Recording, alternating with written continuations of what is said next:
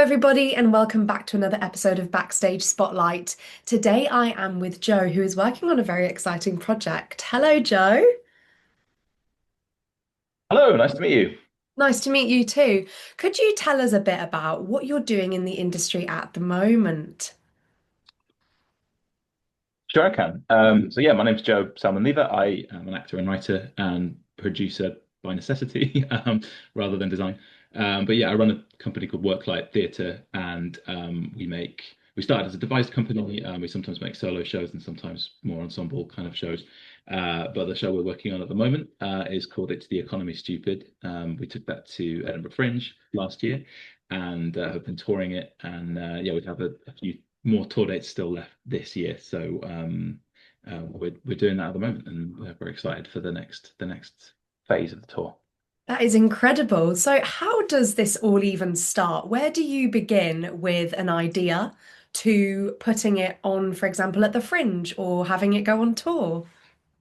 Yeah, so I'm often drawn to. I often have like an image or a title or both in my head. And in this case, the phrase "it's the economy stupid" was I'd kind of read again and again in various election cycles, basically, and any time there was any news about the economy. Um, and yeah, I kind of learned that it was used by the kind of Clinton campaign in the 90s, the first campaign that Bill Clinton kind of ran and where he became president for the first time. And it was James Carville was one of his strategists basically, and it was this sort of message discipline, like always talk about the economy, and that has to lead, that has to be front and center, and that phrase is then kind of dominated, I guess, discussion around elections, politics, economics, yeah, since then. And but During that campaign was around the sort of time that my family were my parents ran a small business at the time. They ran a greengrocers, and it went under in the 90s recession. And we lost our home as a result of that. Moved into council flat for a few years, it was a big it was a big moment in the economy for Britain and the world, but it was like a big time in my family, and I was really interested in that time and what was going on and sort of how it compares to now, because obviously the economy is in a pretty dire state now, and last year was an election year. We didn't know when the election was happening, but we knew it was going to be happening at some point, and so I really wanted to kind of make something that tried to kind of combine those different things, the personal and the political and the kind of socio-economic, which is often where Worklight shows. We like to say that it's where the personal meets the political and where heads and hearts collide. That's kind of our little tagline, I guess, about the kind of work that we make. Ideas often come around in that way. It's sort of like something that I'm interested in about the world, and then what the personal connection is to it. That's great. I love that you've taken that personal side of it and made it into something that you can share with others and that others can relate to, really bringing it back down to the public because at the end of the day, it is for the public to come and see the show, for them to go away and feel something. So, how was the response for this show after the Edinburgh Fringe? It was great. We would, I think really pleasantly surprised because, it can be quite a dry, sometimes off-putting topic. And we actually, me and Dylan, who is the other performer in the show, and we made the show together. He and I often joke when we're sort of talking with people about it, is like most of the reviews went something like, on paper, this really shouldn't work, but actually, it's very good.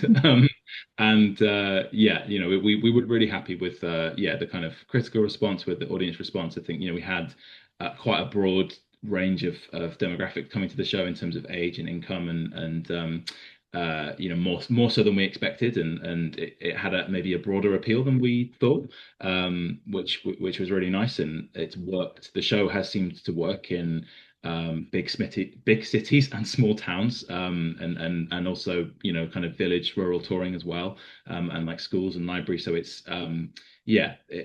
that's been really nice because we always try to make work that has a broad appeal, even though it's about something really specific. But you don't ever know if that's going to be the case. So yeah, it was. We were really happy with its reach. I think probably because we were making it in, in an election year, and at a time where the economy was, such a talking point, and people were really feeling it in their own lives, whatever age or income they were, whether they were, sort of, boomer parents worried about their kids, or indeed their own house, their own mortgage, or whether they were sort of millennials or Gen Z kind of, uh, you know, despairing about the housing crisis and how it affects them. It sort of really, it seemed to resonate on different levels, basically. So that was good because, you always, as you said, it's about the audience, and you always want to reach people. 100%.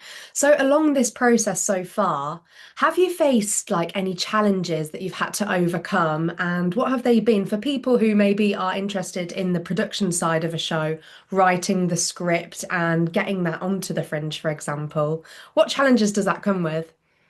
I mean, the model that we do it, that sort of the Edinburgh Fringe model, kind of trying to get a show ready for Fringe and launching it there. I think that is the main challenge there is finance. That's just really where theatre and economics kind of intersect.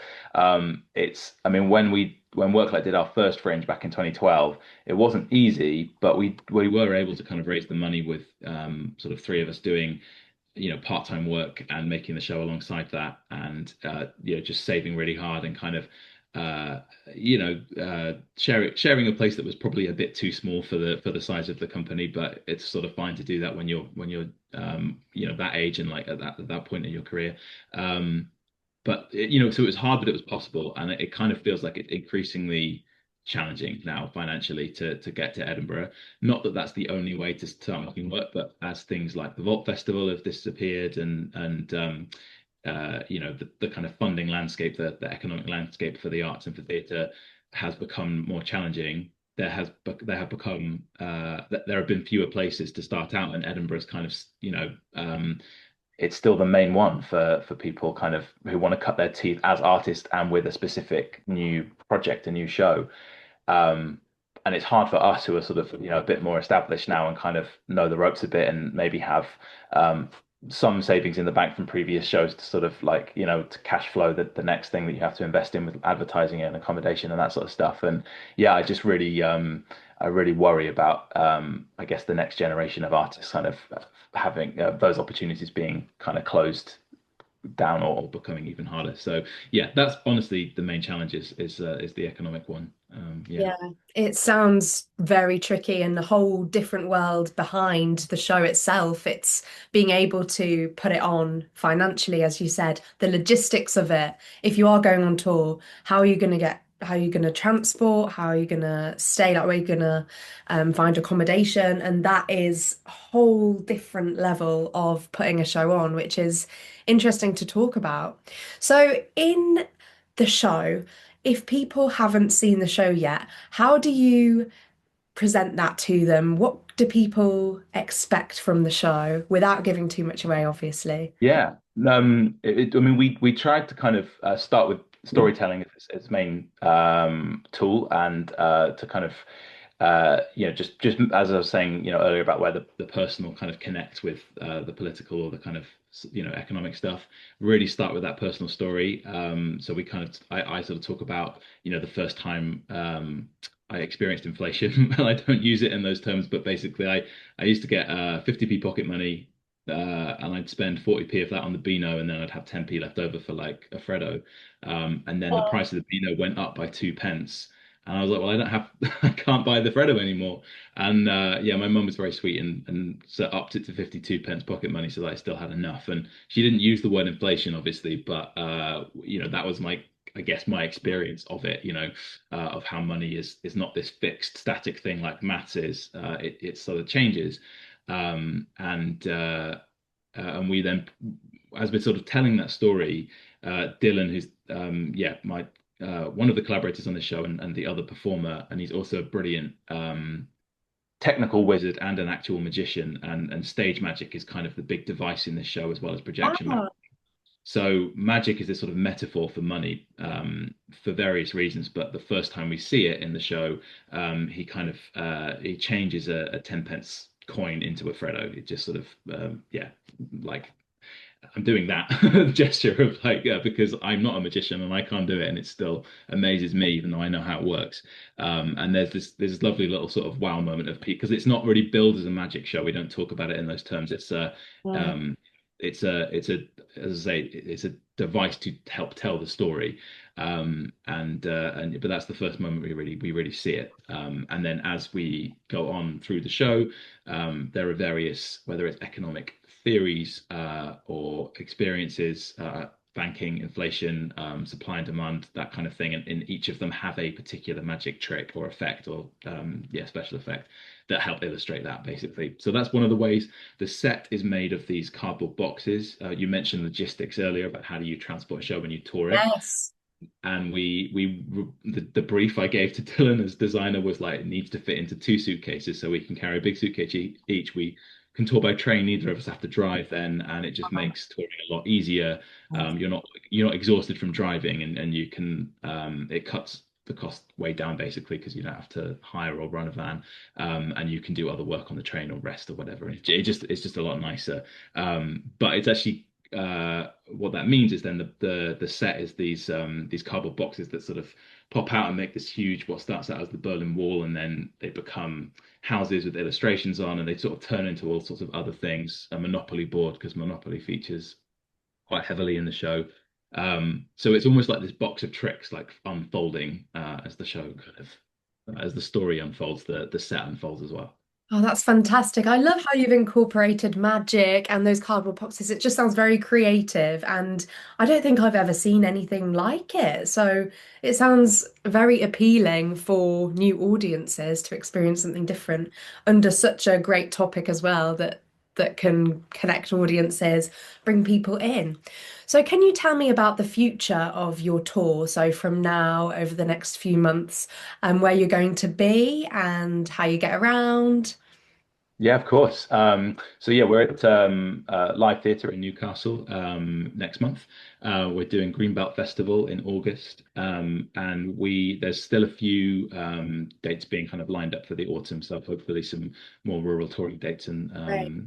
and schools and libraries and other things. I mean, one of the other reasons as well is it just being a bit more manageable for us as as the performers and people on the road in terms of making everything fit down into two suitcases was that we can go to festivals, we can go to libraries, we can go to schools, and we can do theatres that have all of the kind of kit and the lighting and sound that you would expect and that we normally design a show for. So again, this is we're very fortunate here because Dylan is able to kind of scale up and down based on whatever kit is in front of him, and he's designed the show in such a way. We invested in our own projector basically that was good enough to sort of work in these different variety of spaces, and because that's such a key part of the design, it means that yeah, we even if there's sort of nothing else, if we just have our own stuff, we can still do the show. So yeah, we wanted it to be accessible and yeah, portable as Yeah, well definitely.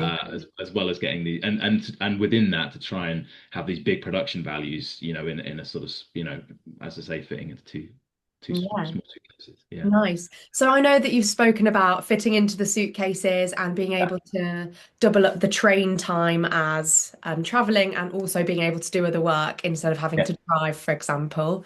What other touring hacks have you figured out so far, having been on tour, and would you share any of them? God, that is a good question. Well, I think like when we were like first touring, it was like as I say, we'd often be sharing spaces that were just too small for say four people on the road. And I think we've really just tried to make it so that we both have our own room. Basically, that might sound like a small ask, but that was like a big step to get to that. We could tour and be like, yeah, it's long days, it's busy. You're often very tired, and just having that bit of space to everyone have that bit of space to themselves to kind of decompress and rest properly. So prioritizing that, I think, I don't know if that's a hack, but it was definitely a priority. I've one thing I've found is I've like often struggled through yeah, my 20s and now 30s, like in terms of being consistent with fitness. Like I find I quite like exercise, but I find it really hard to be consistent with it. And touring is often one of the reasons for that is because I'll sort of get into a good routine of working out and eating well, and then it will fall apart when I go on tour because especially if you're driving, you're eating at service stations and you're not moving as much. So just simple things like I put a skipping rope in my bag now so I can kind of do, yeah, a little warm up, but also sort of work out before shows. And honestly, I have a better show when I do that. I kind of feel more awake and alive, and yeah, don't feel quite so crap when I get back home, basically. Yeah, those are the two hacks that come to mind. Yeah, Hey, no, I love that. I've never heard of the skipping rope one, which is so good on tour because it just fits in the corner of your bag. exactly. Yeah, Don't worry about any other equipment, so that's great. yeah. So, for the future of your show, where do you see it going, or where would you like to see it go? I mean, we have talked about if there's a possible TV adaptation that we could do, but I don't know. It's one of those things where it's very specific to working in front of a live audience, and I almost feel like the magic could stay, but it would have to be a different, it would be framed slightly differently. So that's something we're kind of thinking about is how would we kind of yeah, how would we tell this story and use that format on screen?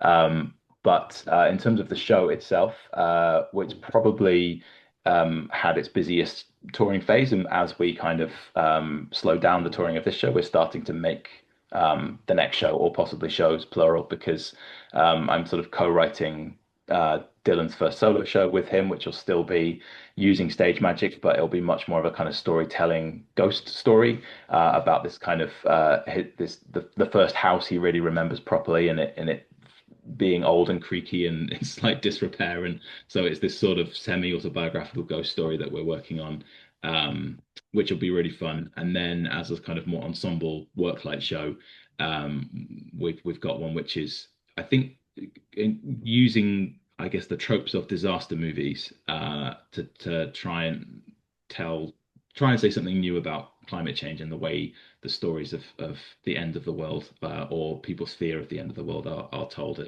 and whether that's helpful for getting whether that kind of psychology is actually helpful for avoiding the end of the world, or whether it sort of drives people further to sort of despair or to kind of disengage and not sort of solve the problem. Yeah, Yeah. great. It sounds like you've got it all going on. No time to sleep there. Yeah. No, sleep, did you say? No time to sleep, yeah. Yeah, I mean, I'd really struggle with with getting enough sleep. Yeah, that's a touring hack I wish I could figure out because I find it, I don't know if you have this, but like I find it really difficult to like relax properly in a new place if I'm in Oh, a for new place sure, yeah. first time. And yeah, apparently there's sort of an anthropological reason for that. Like if it sort of would make sense that we'd be a little bit more alert as humans if we're sort of resting in Mm. a new place. There might be new dangers around.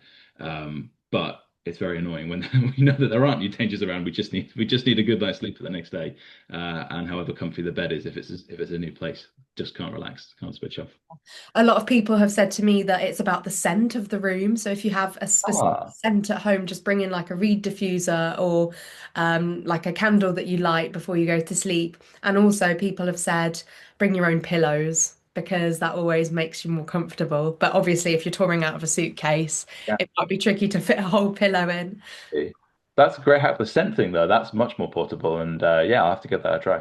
Yeah, I don't know what scent definitely. you use. I don't think I have a particular scent at home. Maybe I should start with that, with like lavender or something, and make that Yes. habit, and then bring it on tour. Definitely. Oh, well, Joe, it's been fantastic hearing all about your new projects and what's coming for the future. And I hope that people can come and catch you while you're still on tour. Thank Thank you. you so much. And the last question I'd like to ask you is if you were looking back, talking to your younger self, for example, what advice would you give for the perspective of, for example, young people watching this and how they might want to break into this industry? What advice would you give? So I think it would be keep going and keep working with people that you are interested in working with. Like especially I often think about the people I collaborate with is like our Venn diagram of skills and interests kind of makes this like spirograph. It's like, and the sweet spot in the middle is where the show is, where that project is, and where it's unique to the project that only you and that group of people could make. So yeah, keep keep looking for either new collaborators or kind of deepening the connections with people you already work with. And yeah, the best advice I got when I was kind of training was like people who make it aren't necessarily the best, are the people who keep going. But I think in order to keep going, you have to be have a group of people that you really love working with, and to keep in mind like what excites you and what interests you, both in this industry, but also in the world and in life. And yeah, so sort of staying engaged, basically, staying really interested in what you're doing. Yeah, oh, I love that. That's so nice. Thank you so much, Joe. And I hope that people catch on to. I'd absolutely love to see the show. So hopefully I'll be able to get down at some point. But good luck for everything that you do. And it's been lovely talking to you. So nice to meet you. Thanks so much for having me on. Pleasure. You take care. Okay, bye.